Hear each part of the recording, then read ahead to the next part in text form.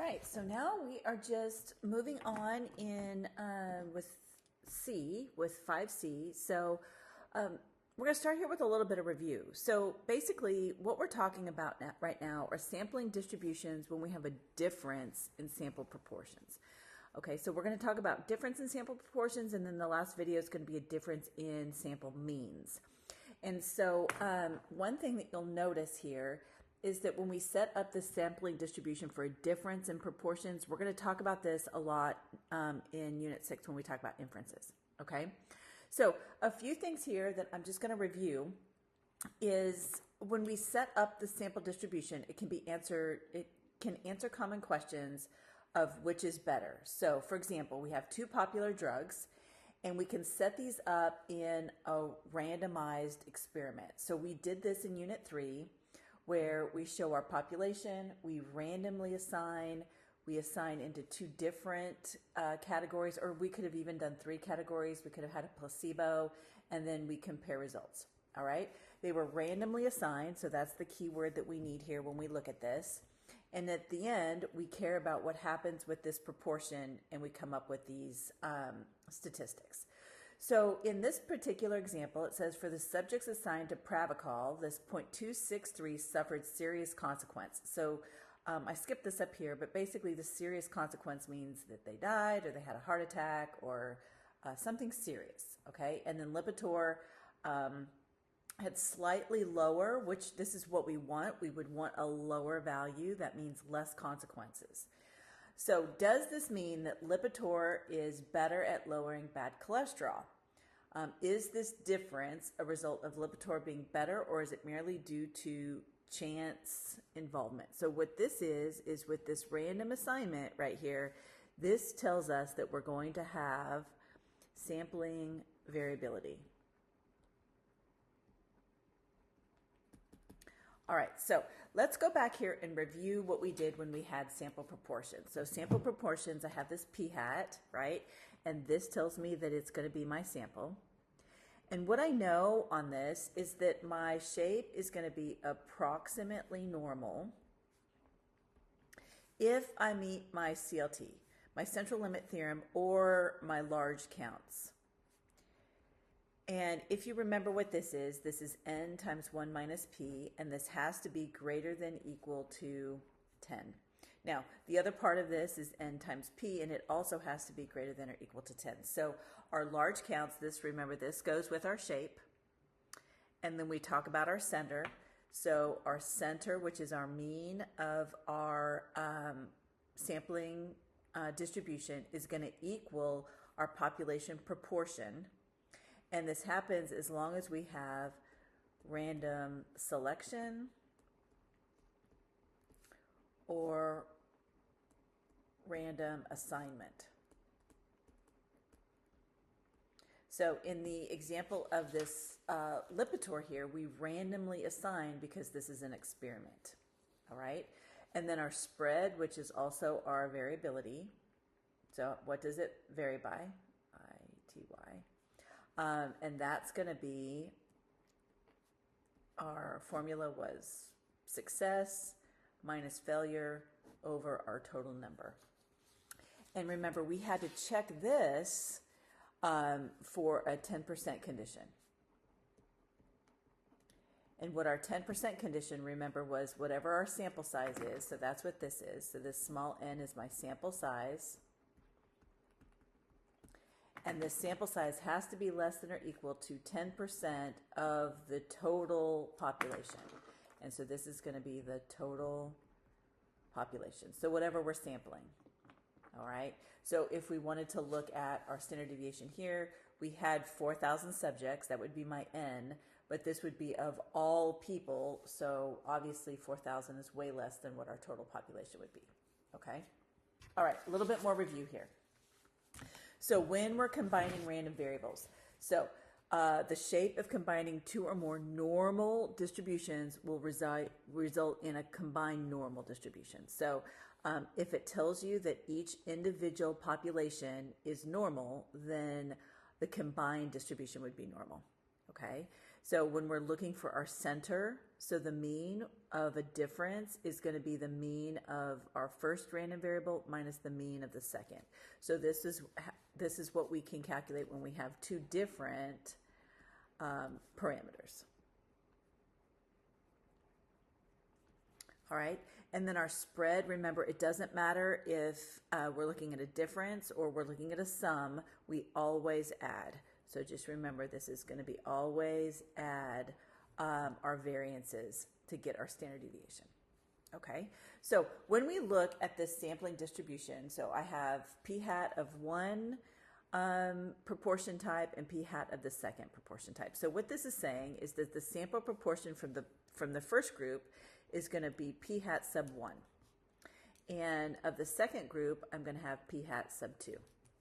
So when we're looking at combining random variables, let's go look at this again, shape, center, and spread, because our calculations are just a little bit different here. So our shape, again, is approximately normal as long as both populations are normal or satisfy CLT. So what does that look like? That looks like this. So this says the number, my sample set of the first times the probability of success of the first has to be greater than or equal to 10. And then my sample size minus my failure of the first has to be greater than or equal to 10.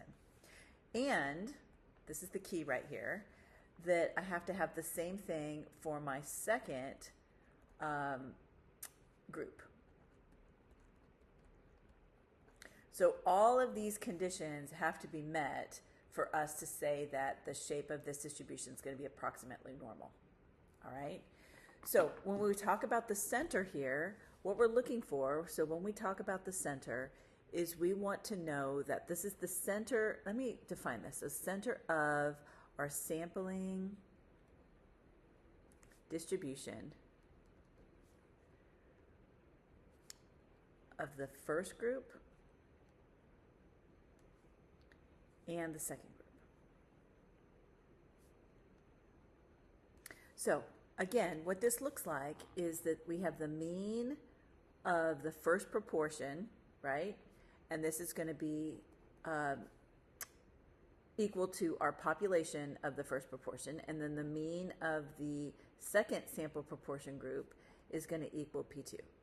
So that means if I'm looking at this difference, and I've run out of room because I write too big, if I have the mean of p hat of 1 minus p hat of 2, this is going to be proportion 1 minus proportion 2. Okay? And this is all true as long as we have randomization. So random selection or assignment.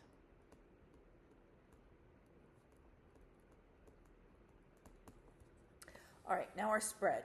Now when we look at spread, what I have here for spread is that the standard deviation of my first sample proportion would be the square root of P1, 1 minus P1 over N1.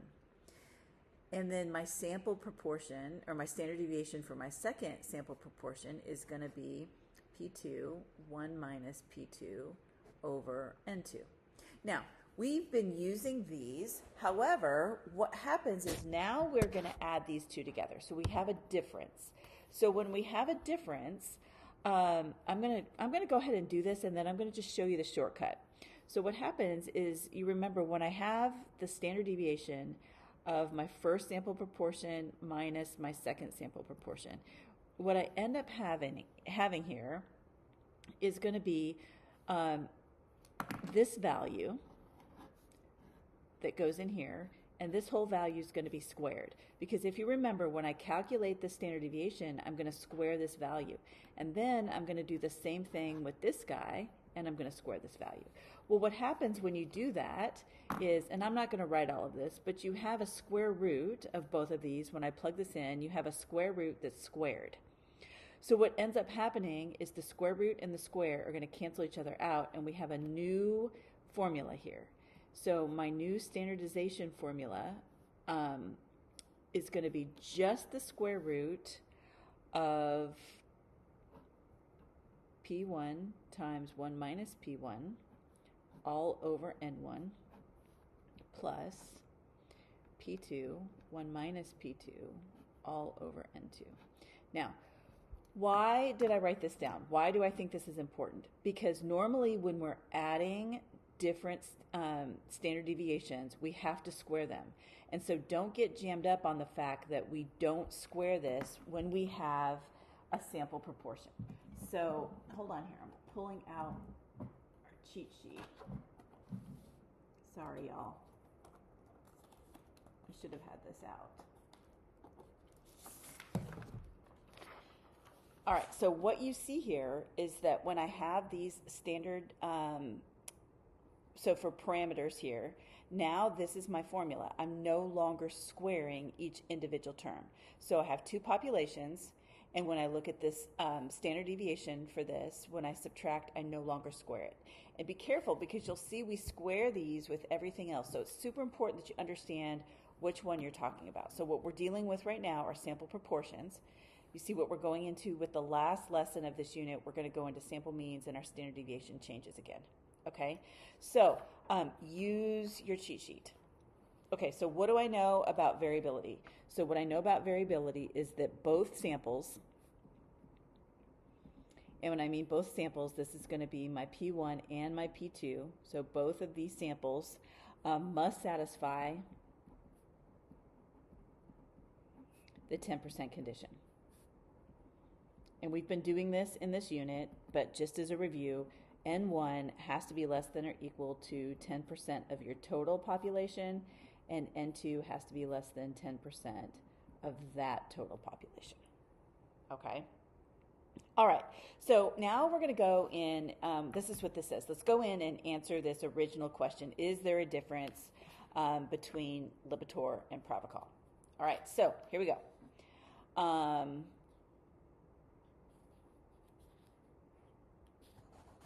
Oh, wait. I'm backwards. We're going to move on. So this question, we have to do this hypothesis testing, which is next unit. All right, we're going to go on to another example where we're going to test everything. So here it says, in this recent study, we examined a percentage of young adult women and men. So I have two things here. I have women and men who get less than 7 hours of sleep a night. All right, so in this study, it was found that 45% of the women and 38% of the men get less than 7 hours of sleep a night. What is the probability that a random sample of 50 women and 75 men will result in a difference of 15 or more between the two groups? Okay, so here's what we have. So it doesn't tell us if it's women that are going to be more or men that are going to be more. All it says is, will it result in a difference of 15% or more? So what I have here is I have two probabilities. So I have women minus men is going to be greater than or equal to 0.15, or I'm going to have women minus men is going to be less than or equal to negative 0.15. So these are my two different options that I have. So if I subtract these, we're either going to get negative, or we're going to look at this where we're going to have a positive. So really what we really want to look for is the absolute value of women minus men being at a 0.15% difference. Okay, so let's define what we have over here. So we have P sub W, and this is going to be the proportion of women who get less than 7 hours of sleep. All right, and then we have P sub M, which is going to be the proportion of men who get 7 hours of sleep. All right, so what am I looking for? What I want to find, now remember, all of this is my communicate part. So I want to find the probability that the proportion of women minus the proportion of men is going to be greater than or equal to 0.15, and I want to find the proportion of women minus the proportion of men is going to be less than or equal to negative 0.15. Okay, so I'm finding two things here. So that's my first step. So now what I want to do is I want to go in here and want to make sure that I can create what I need to find for my assumptions that I'm going to make. So first thing that I'm going to do, I'm going to go in here and I want to check center. And so with everything that we've done, we said that the center that we're looking for is, do I have random selection? If I have random selection, then I can make some assumptions.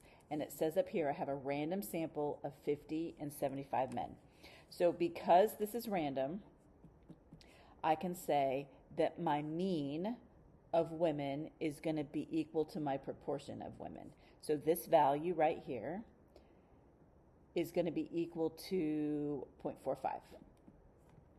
And I get that right up here, 45% of the women. And that means that my mean of men is going to be equal to my proportion of men. So this value is going to give me 0.38. Again, I pulled that up above. So if I'm looking for my center, and this is what I'm looking for, what I have here then is the mean of women minus men is going to be 0.45 minus 0.38. And so this is going to give me a difference of 0.07. Okay, next thing I need to do is I need to check independence. So if I check independence, I need to know about my 10% rule. So my 10% condition, this is what I'm looking for. So what it says here is that I have a random sample of 50 women, so that's my N. So a random sample of 50 women is definitely going to be less than 10% of all women. And if I have 75 men, this is going to be less than or equal to 10% of all men. So because of this, I can assume independence. So now I can go in and I can check, I can calculate my standard deviation. So my standard deviation of women minus men, and remember, it doesn't matter that I'm subtracting because my standard deviation is going to be the same. And that's going to be this new formula that we came up with. So 0.45, 1 minus 0.45, all over my sample for women, which is 50. And then I have 0.38, 1 minus 0.38, all over my sample size for men, which is 75. So let me plug this in. And what I have is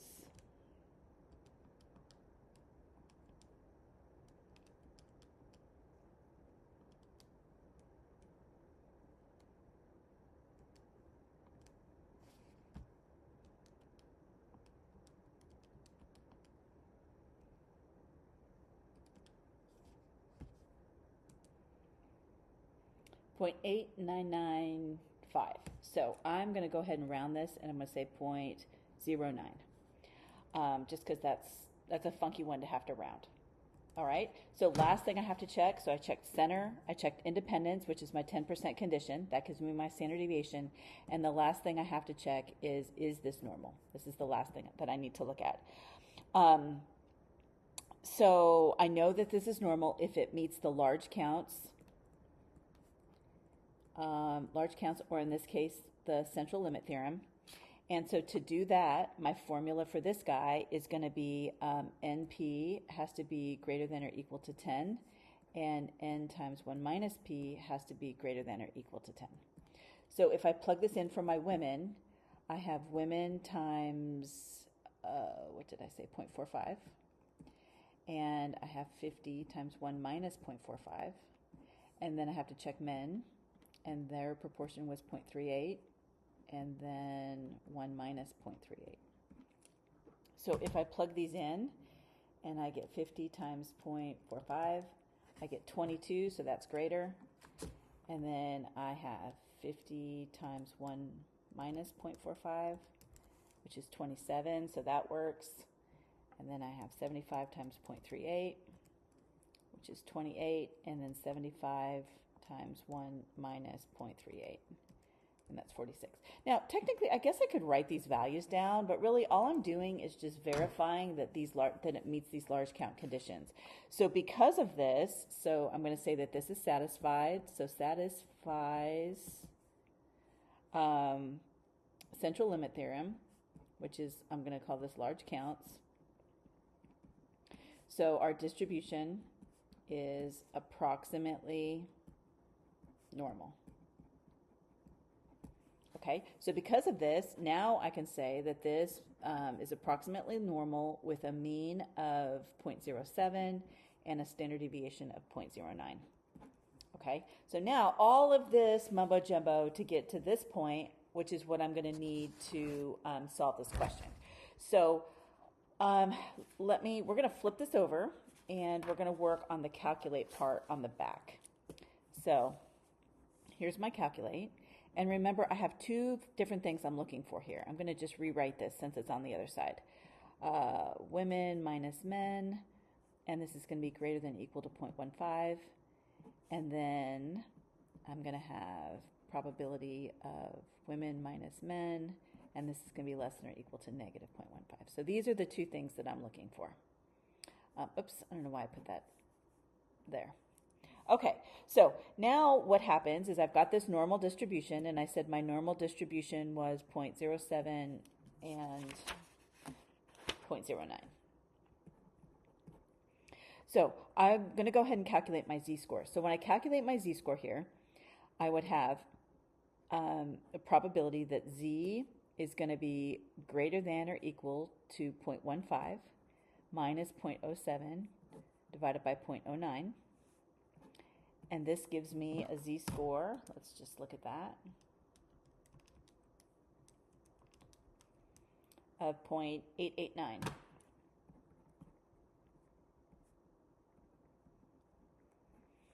Okay, let me just finish with this one, and then we'll go and we'll do this other one over here. So what I know is that on my normal curve, this is 0 and this is 1. So my value right here, 0.889 and greater, this is what I care about. So if I go in here and do my normal distribution, I know that my starting point is 0.889. I'm going to infinity. My mean is 0, and my standard deviation is 1. And so this gives me a probability here of 0.187. Okay, so now I'm going to just change colors. I'm going to do this guy. He's going to be my second one, and I'm going to do him down here. So I'm going to have the probability that z is less than or equal to negative 0.15. And when I calculate this, this is going to give me negative 0.15 minus 0.07 divided by 0.09. So my probability that z is less than or equal is going to be, let's check this out,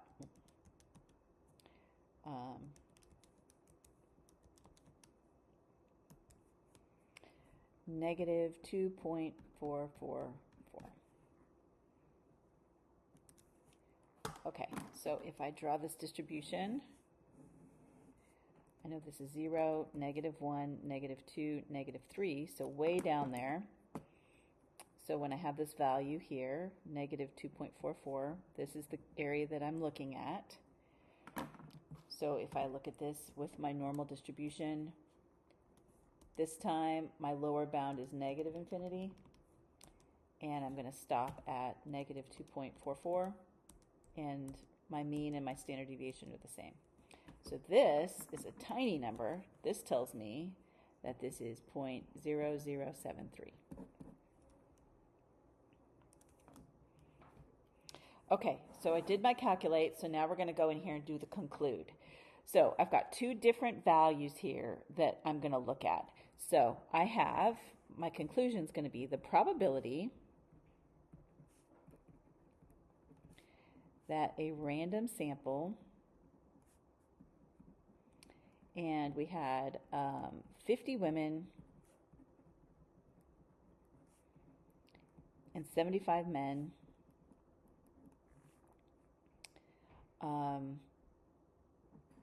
and I'm going to say that result in a difference of 15% or more. And remember, the context of this was all about sleep. When getting less than 7 hours of sleep,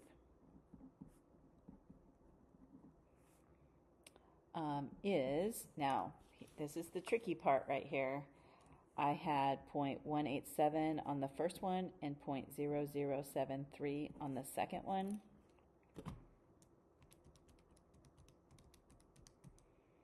So 0.1943. Okay, so I am going to go ahead and stop the video now, and I want you to go ahead and work this second example problem that's in here. This is very similar to some of the problems that you're going to see on Achieve, so come back and check your answers. I'll have this posted in the Key Online so that you can check it out. Okay?